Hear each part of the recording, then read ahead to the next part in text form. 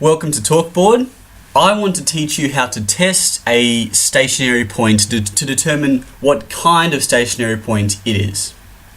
So first of all, we start out with a function. I'll put the theory on the left and the practice on the right. F of x, that is our start. And that could be something like x squared plus 2x, it could be a cubic, it could be some kind of exponential polynomial hybrid, doesn't matter. We're going to be just thinking of it in terms of a function right now. Then you find the derivative of that function and you let it equal 0. This is the way we find a stationary point, just where the stationary point is. This pops out x values, I'll call them x1, possibly x2 if there's two stationary points, maybe x3. There could be many stationary points, it could be some kind of sinusoidal graph. And finally we plug these x values we found back in to our original function to get our y values. And that tells us the coordinate of our stationary point. So I'll do that on the right in practice. We'll say our function can be x squared plus 2x. The derivative function is equal to 2x plus 2, and I'm letting that equal 0 as I did on the left.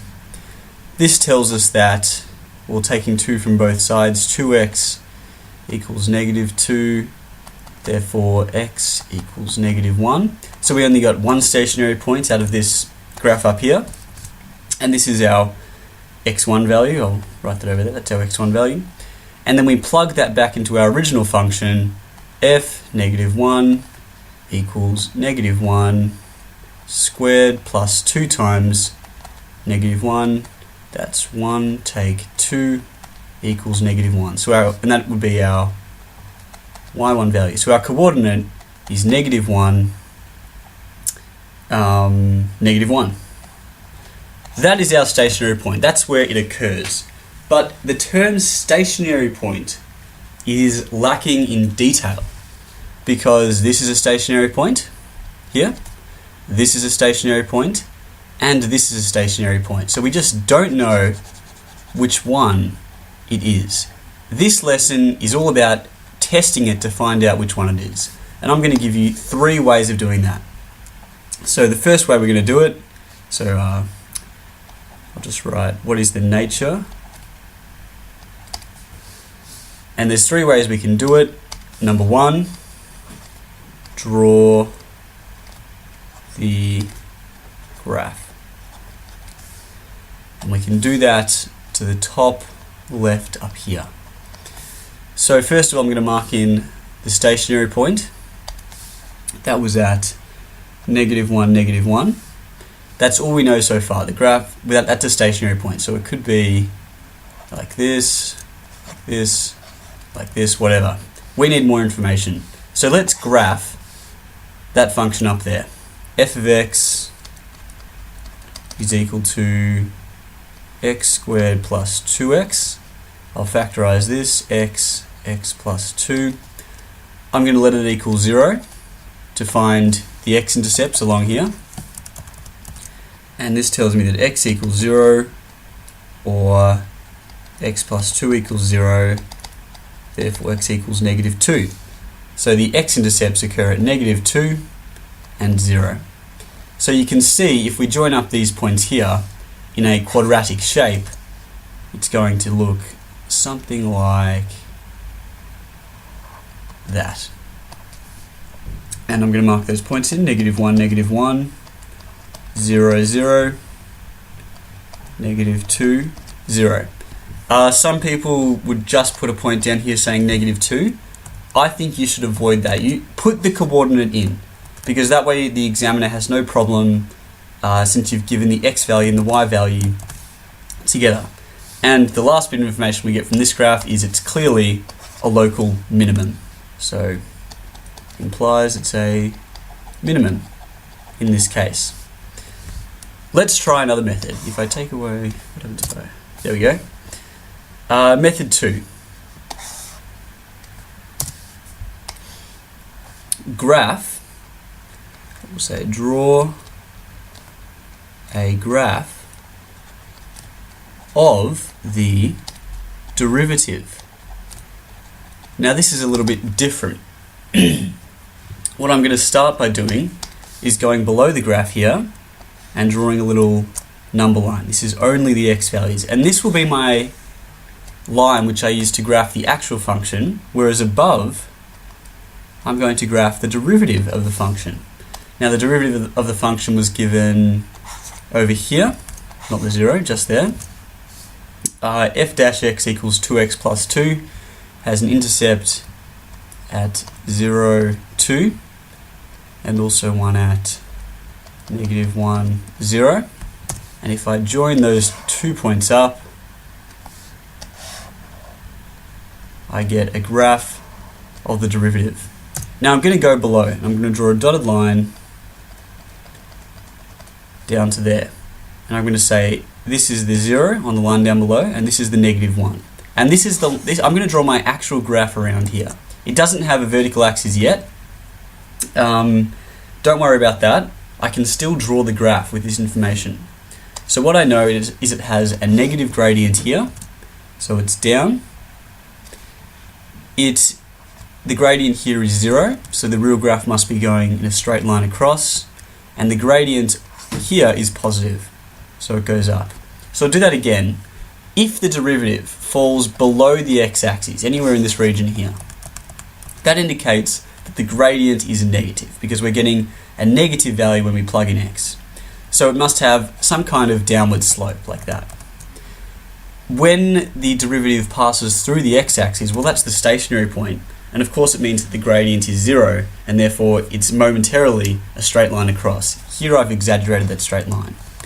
And then to the right of the point x equals negative 1, it's positive, it's above the x-axis, it's in that region. So the gradient must be positive, and of course that just means we have lines that slope up like that. So this here is a very simplified version of graphing the function. I get almost no information out of it, except I know the nature of the stationary point from this graph, and it's a minimum. So this also implies it's a minimum. Now the final method I want to show, is what you use when you really can't graph either the original function or the derivative, and that's called a sine diagram. It's not S-I-N-E like the sine graph, it's S-I-G in the sine diagram. It's got to do with positives and negatives. So what I'm going to do is write out the derivative, f dash x is equal to 2x plus 2, and then I'm going to draw a quick number line to the right there. I'm going to mark in x equals negative 1. Now I'm going to choose 2 points, one to the left and one to the right of this, because I know the gradient is 0 here, so I'm going to choose negative 2, and I'm going to choose 0. And I'll put out a little table here. Okay, so I've got what x is,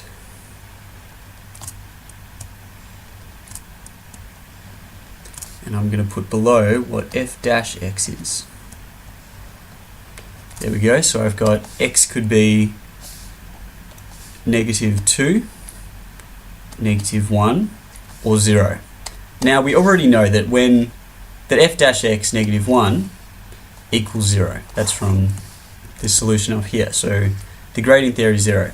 But what is f dash negative 2? That's what we want to put in here, so in there.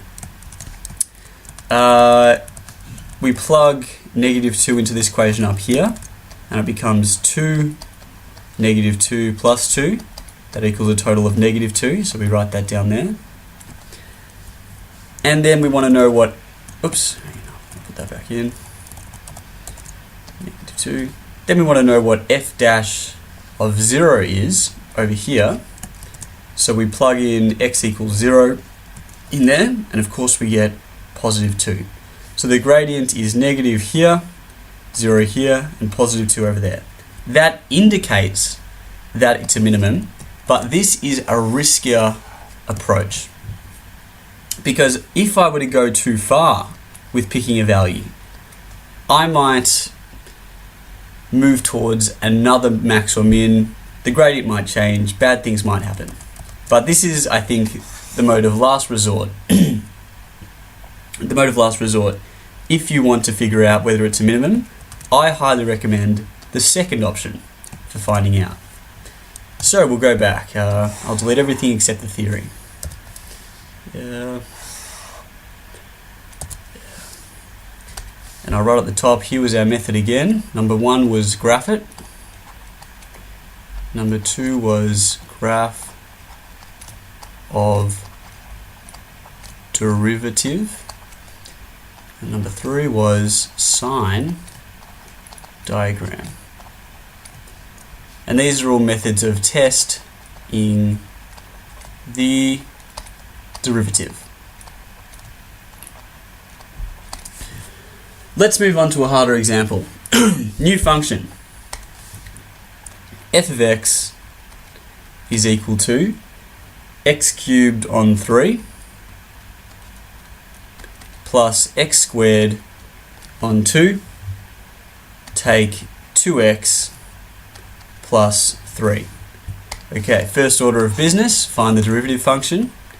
F dash x is equal to x squared plus x take 2.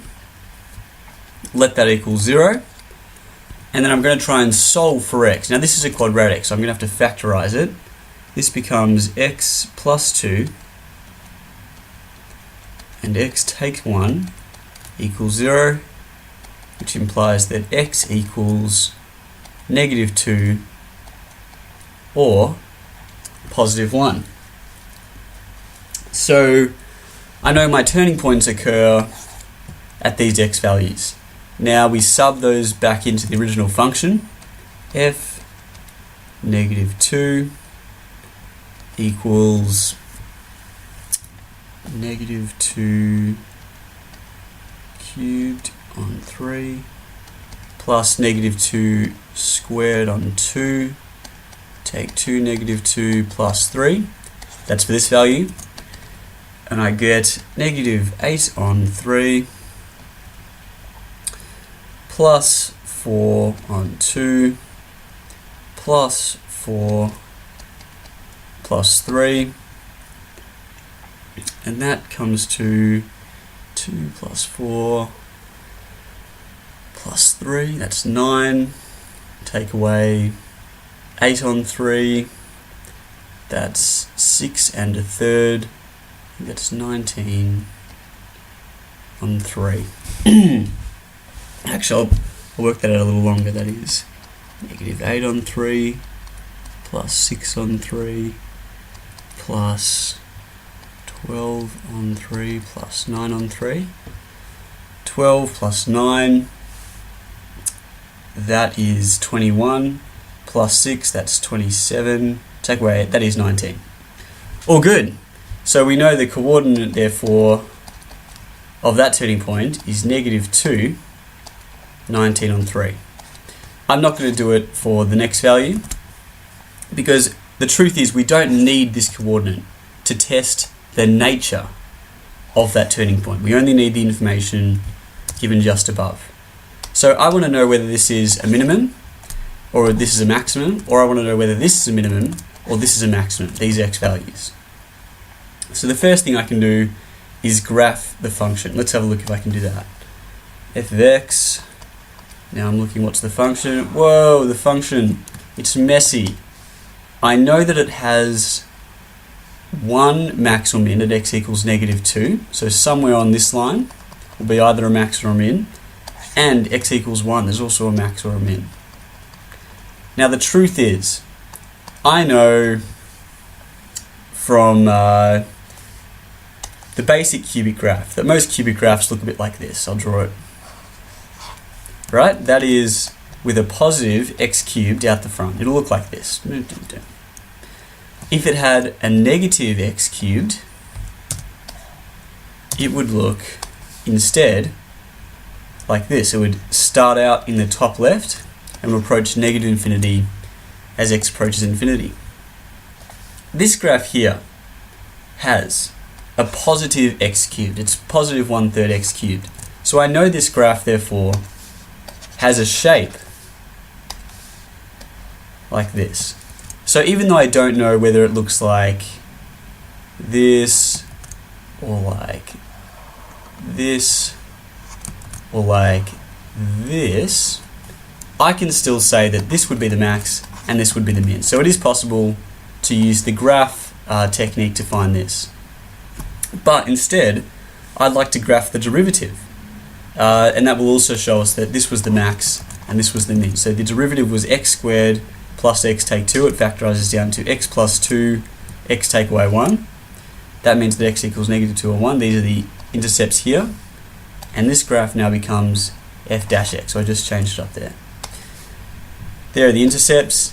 It's a positive quadratic. So if it's got positive x squared, actually, you know what? We'll use another way. I want to know, is it going to go like this or like this? Well, I can just sub in what happens when x equals 0. Is it below the x-axis or above? When x equals 0, well, f dash 0 equals 0 plus 0 take 2 equals negative 2. So it must be below the x-axis. Therefore, the graph looks something like this. That's really all I have to know. Now, the hill diagrams we had before come back into play. Here's my number line. I'm going to draw the real graph down below. This is fx.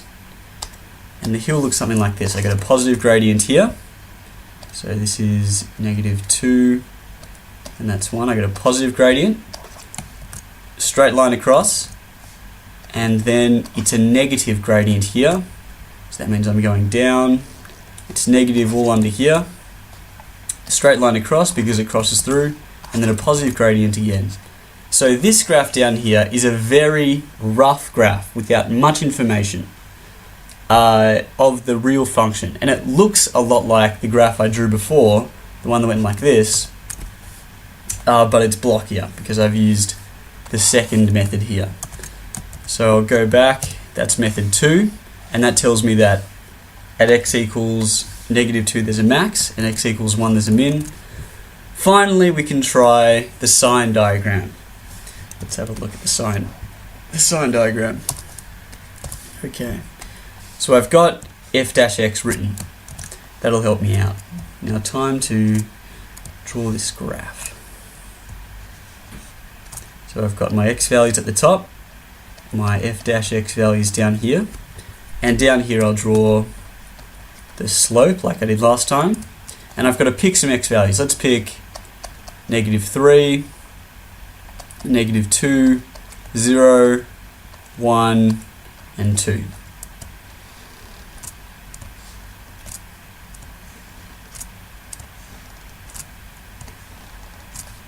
Negative 3, negative 2, 0, 1, and 2. So that's marking off the points in different areas of the derivative graph. So at x equals negative 3, the derivative function is equal to, well, I plug negative 3 into here, and I get negative 3 squared, take 3, take 2, that's 9, take 5, that would be 4, and that tends to agree with the graph here, that looks like about 4. F dash x when x equals negative 2, that's 0. F dash x when it equals 0, well, that was negative 2 as we found before. F dash x equals 1, that is also 0 from our graph there. And f dash x when x equals 2, that's 2 squared plus 2, take 2, that's also 4. So the slope looks like this. It's positive, then it's 0, then it's negative, then it's 0, then it's positive. So that indicates also that there was a max at x equals negative 2, and then a min at x equals 1. So many ways of finding it. Let's talk about what happens when a question asks you to find the max value or the minimum value of a function. And this often tricks people up because it tends to be more complicated than you originally expect. So I'll delete all this. Okay. So they give you a function. You don't necessarily know what that function is. We'll use the function we just had. They'll say it's f of x is equal to x cubed on 3 plus x squared on 2 take 2x plus 3. They give you that. And they say it has domain.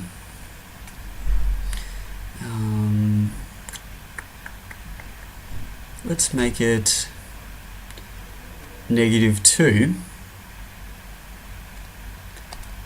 to 1. And the question is, what is the min value there? What is the minimum value? Now, we just graphed it. But let's pretend we don't know what the graph looks like. We're not going to graph it this time. We want to know what the minimum value is. Well, what we did find out before, just go back and look at the working, was that there is a turning point for this graph at x equals -2 and x equals 1. And using the working before, we also knew that x equals 1 was a minimum and x equals 2 was a maximum. So this graph, they're asking us between the domain -2 and 1, what is the minimum value? Well, the graph actually reaches a minimum down here. So we knew that whatever we got for -1 would be the minimum value. And to find that, we'd say, okay, sub 1 into this function up here, f1 equals 1 on 3 plus 1 on 2, take 2 plus 3. That equals 2 on 6 plus 3 on 6. Take 12 on 6 plus 18 on 6. That equals -7 on 6 plus 18 on 6. I think that's 11 on 6. So the minimum value must have been 11 on 6 because that corresponds to x equals 1. Now, where you've got to be careful is, say you had this graph to the left here, and they asked you, we'll say this point is 2 and this point here is -1, and they asked you for the domain dom -1 to 2, what is the max value? Well, you'd go find the turning point and you'd find out what value that is, and that would be the max value. But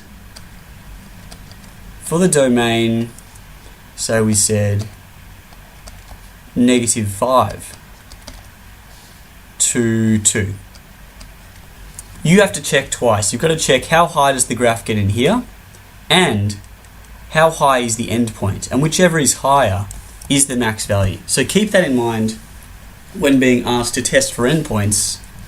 Here's the message to take away from this. Testing for max/min.